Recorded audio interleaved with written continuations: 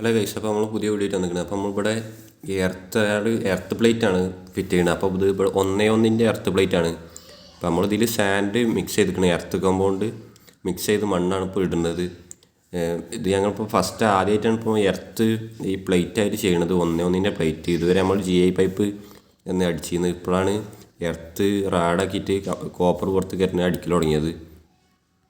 ഇത് പിന്നെ KSBയിൽ പോസ്റ്റ് കുഴിക്കാൻ പോണ ഒരു ബായി ഉണ്ട്. നമ്മളെ നാട്ടിലുള്ള തന്നെയാണ് KSBയിൽ പോസ്റ്റ് കുഴിക്കിട്ടാൻ ഇതിനൊക്കെ പോണ ബായിയാണ്. അപ്പോൾ ബായിയാണ് നമുക്ക് എർത്ത് കുഴിക്കാനുള്ളത് കുഴിച്ച് തന്നത്.